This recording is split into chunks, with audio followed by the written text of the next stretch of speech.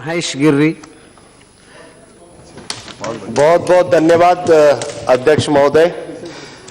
मैं आज ऐसे विषय को उठाने जा रहा हूं, इस भारत भर के लाखों नौजवान और विदेशों में जो रहते हैं, खास करके अमेरिका में जितने भी भारतीय रहते हैं, युवा रहते हैं, और वो वहां पर यदि कोई व्यवसाय करना चाहते हैं तो बहुत तरह तरह की मुश्किलें आती है।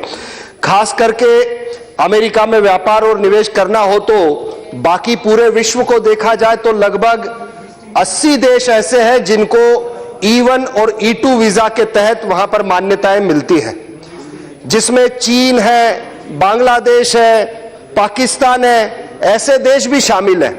पर भारत, जहां पर 125 करोड़ आबादी का यह देश है और बहुत बड़े संख्या में भारतीय अमेरिका में रहते हैं, और जब उन्हें कोई व्यवसाय करना होता है तो वह E1 और E2 वीजा के अंतर्गत नहीं आता, क्योंकि हमारी भारत की और अमेरिका की ऐसी कोई संधि हुई नहीं है।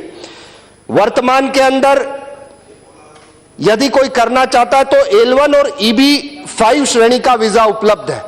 अब इन दोनों के वीजा के लिए यदि हम देखते हैं तो E1 और E2 श्रेणी के नियमों में ये L1 और EB-5 वीजा ये बहुत ज्यादा सख्त है।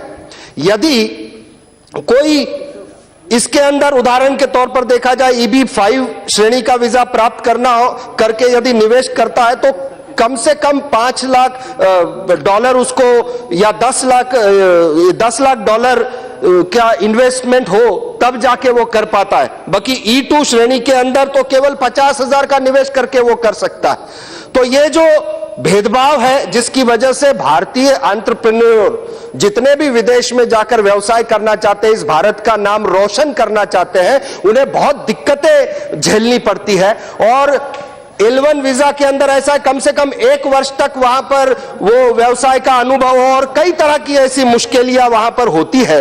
अब अमेरिका के टीवी चैनलों पर भी इसकी बहुत बहस हुई है, और बहस होने के बाद एक ऐसी मान्यता बनी है कि हाल ही में पूर्ण बहुमत से जीती हुई भारतीय जनता पार्टी की मोदी सरकार जो है, जिन्होंने विश्व भर के अंदर एक ऐसा उपलब्धियां पाई है और अच्छे रिश्ते हुए हैं, तो यही सरकार है जो ये संधि कर सकती है, जिससे लाखों भारतीयों को, वहां रहने वाले भारतीयों को व्यवसाय करने के लिए एक बहुत बड़ी उपलब्धि हो सकती है। तो मैं आपके माध्यम से संबंधित मंत्रालय से ये वार्ता आगे बढ़े और ऐसी संधि हो जिससे लाखों भारतीय युवाओं को एक अच्छा मौका मिलेगा, उसके लिए प्रार्थना करता हूं। बहुत बहुत धन्यवाद।